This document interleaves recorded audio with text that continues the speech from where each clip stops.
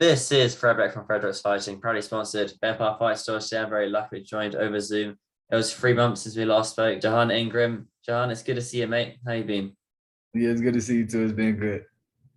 I noticed on your Instagram story, you had about the other day, right? I was seeing Yeah, your Instagram story. How was that? it was good. I got a third round stoppage. Do you feel it's important to get those early, obviously, be a four-rounder? Do you feel it's important to get those stoppages early on in your careers to make you stand out? Um, I don't feel like it's important, but it depends on the person. You know, people come to see knockouts, but people that's really into boxing, they like to see them go the distance and actually display their skills. So I don't go in looking for the knockout, but lately it's just been happening. I guess a knockout presents itself and you've got to take the opportunity to take it. But I guess I see where you're coming from. The casual fans will love the knockouts, but then the more hardcore fans like to see you show your Right. skills. But obviously you're now 2-0, two knockouts. Do you have any idea when you're out next? No, I heard of some in July. I think it's a top ranked show. If not, I think the other one is in I think September. I'm not sure. I got to talk to my manager and see. And did you sign a promotion deal quite recently? Am I right in saying that? Or was that a I'm a management deal. management deal? Oh, okay, so you're still a free agent. Right, yeah, I'm still free agent with promotion, but I signed a management deal. Okay. How important do you think it is to have a good management kind of company or a good manager behind you? Obviously, since you're so young. I feel like it plays a big part because the manager job is to take care of you, make sure you financially straight and you good so you can focus on training. So my manager, he takes care of everything and makes sure I'm good. So all I gotta do is focus on training and focus on the fight. Yeah, certainly. It probably takes your mind off a lot of things. Obviously, if you were kind of handle the contracts, kind of read through those contracts was quite stressful, the sponsorship sort of fight deals. And then manager can just do all that, then it takes your mind off things, make you focus just on the training. But are you full-time boxer now, or do you still just kind of work a side job while you're doing it? I always been a full-time boxer. Even before signing management, I was still full-time boxing. Oh, that's pretty nice then. You concentrate fully on the boxing. So obviously, Right. the boxers now, some boxers over here in the UK, I guess still in the US, will still have to work a side Right. job and earn enough money. But how's things have been out there in Vegas? You've been sparring. What gyms have been around? Well, for this fight, I was sparring with Dorian, uh, last Dorian Khan. I think I'm saying his last name right, but he's 1-0. He signed to Mayweather Promotions. He's I was fighting in Southpaw. He's Southpaw, so that's been great work for me. Um, I sparred I don't know if I'm saying his name right, but David Lopez. He signed to Mayweather Promotion Oh too. yeah, I've heard of him. Yeah. Yeah, he actually was the last person I sparred before I went to Texas, and yeah, it was some great work because the guy I fought was 5'10", and David, I think he might be 6 foot or 6'1", but yeah, he was taller than my dude, so I actually needed that work, and it was great work with him. When you sparring Gervonta Davis a while back.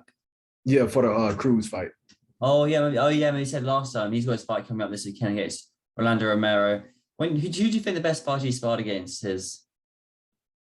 The versus person I sparred against, Yeah, the best person you shared the ring with, the sparring was Floyd, of course. Floyd, and Yeah, then I guess Tank, but beneath him. yeah. Tank would be second, but Floyd, of course, because it's just so much you could learn from Floyd when there with him. I remember we talked about the Floyd sparring last time, but have you sparred Floyd since at all? Yes, we done sparred a couple of times because he just had that exhibition. Yeah. So I've been traveling with him, and we had sparred a couple of times before he left to go to Dubai. And I mean, the first one sparring, you were telling me how much you learned and the kind of nerves are building up. And I remember saying to you, the next time you spar him, you won't be as nervous or kind of won't be as tense. What's it like sparring for the second and third time then? Um, it was like being in there with another sparring partner. I didn't at the first time I was like, dang, like it's Floyd. Like I was, nervous and I didn't really know how to do because I knew he had that experience over me. But after that first one, because we done sparred probably like 4 or 5 more times, and it was just like I'm in there with somebody, like with a regular person. That's quite a nice thing because now you know that you won't be starstruck in the ring. And once you spot Floyd, I guess, and anyone Right. else you spar, you won't really be starstruck in the ring. But what did you learn the second time? Obviously, spar, you will learn a lot the first time. What did you learn the second time sparring him? I can't really put it into words what I learned because it's like I learned something new every time. It's more But muscle memory, I guess. You'd learn, you gain. Yeah. it was like it's kind of like the copycat effect. I see him do it, and then I try it, and it'll work. So So then, did you start using his moves on him basically? yeah. And which moves are they? The shoulder roll, something like that. Nah, I didn't. He actually doesn't do the shoulder roll like that as much no more. Right. But nah, not the shoulder roll. I learned a lot of new stuff from him. But it's a lot of stuff he done in his past fights, but it's different when he's doing it in front of you and against you. So it's like you can learn it better than just watching it. I remember seeing a picture on your Instagram as well, where you kind of chilling in the gym. I don't know if you're wrapping your hands or taking them off, and Floyd's there next to you. Do you talk to Floyd after sparring, before sparring, and gain information then? Oh yeah.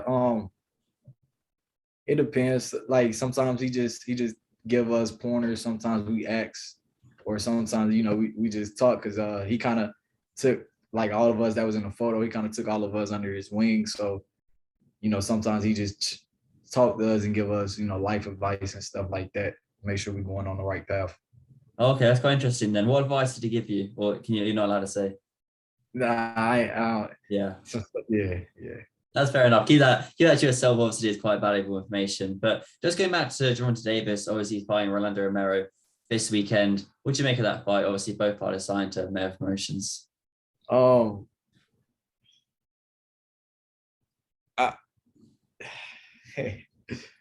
so I'm going with Tank because experience wise, but Rolly, my guy, we done kicked it a couple of times at the gym. He's a good guy. He's cool. But as far as boxing wise, I got to go with Tank on that one. But I feel like it's gonna be a good one. As long as Rolly try to box. If Rolly box, he'd be okay. But if he try to bang with Gervonta, I just don't see it happen. Rolly can punch too, though. He hits hard as well. I don't know. I can't say yes or no because I ain't never sparred him, so it's hard to tell. Because if you look at Gervonta fights, it's a lot of guys he done hit one time and they done dropped, and there's a lot of guys he had a couple of times and then they dropped. Rolly, I ain't really never watched none of his fights, but the ones I seen, like his knockout highlights, they wasn't really like one hit punches where they hit them and they out of there. Yeah. I can see it coming from there. But what's that like? Obviously, kind of being around the gym and seeing all these fighters. How much information do you gain going to a normal gym in somewhere in America, then going to one of these key boxing gyms in the US? How much information do you pick up of other coaches telling the rep fighters information, or kind of gym talk? How much information do you pick up from that? You always learn a lot. It's always something new you can always learn every day. So just being around other coaches, other fighters is something new I gain every day and learn. And then I even like guys that's under me and unexperienced than me, I still watch them and learn stuff from them because it's something they could be doing that I'm not doing that I could take and add to mine. Certainly, yeah. You can always pick up information whenever. But I do want to ask you about Floyd's out in Dubai. Floyd offered you tickets to go out there in Dubai to see him versus Dom? Yeah. Well, yeah. I was supposed to go with him because I was still supposed to be sparring with him out in Dubai, but I had to stay because of my fight. So I actually watched it because his fight, he fought like I'd say about 10 minutes right before our fought. So we had it in the back watching it. And I didn't really get to really see all of it because I was still getting my hands wrapped and stuff. But from what I seen, he was just having fun like he always do. Do you believe he'll fight again after that? Exhibition, yeah. Yeah, I feel like a few more expeditions, yeah.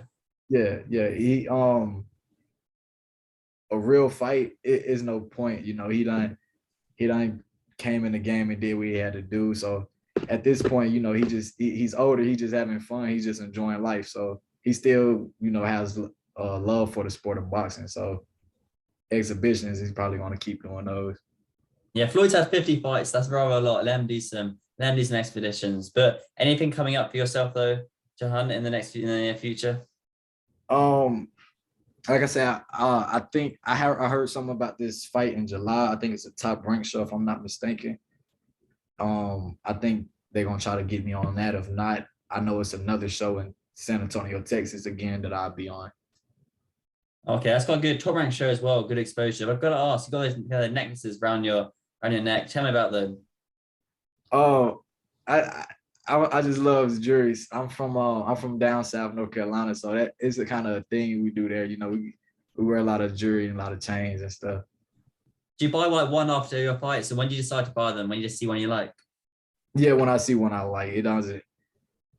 I got a ritual though. Like every time I fight, I go get a tattoo. Like even when I was in the amateurs, after I fight, I go get a tattoo. So that's something. So I'm probably about to go get a tattoo this week or next week. And But what age? What age did you get your first tattoo then? 18. Oh, 18, okay. And how many tattoos you got then? I don't even know. I gotta count them. I gotta count them. It's starting to add up. It's starting to be a lot. I gotta count them. What's your favorite one, do you think, would you say? This one right here. Oh, really? Yeah, it's my mama name. That's my favorite one. Is it hurt when you do? What's the most painful spot? I've heard it's your ankle. Is that the most painful spot, your ankle? Say Yeah. it again. What's the most painful spot to get a tattoo on? I've heard it's your ankle. But for you, what's been your most painful tattoo? Uh, I got my stomach tatted. That would used to be the painless one, the most painful one. But I had got my calf done. Every time I got it done, yeah, it wasn't. It felt worse. That was the worst one. My thigh. I mean my calf. But at first it was my stomach because it was on my ribs. I've heard that too. I've heard that beforehand. I've seen YouTube videos where kind of celebrities say, "Oh yeah, the ribs do hurt." So it hurts more than a body shot getting a tattoo there. Yeah, I rather take a body shot than get a tattoo right there. That's quite a good way to end it, well, mate. I'll put all your social media links in the description, but I'm sure we'll catch up soon. Thanks for your time. All right, thank you.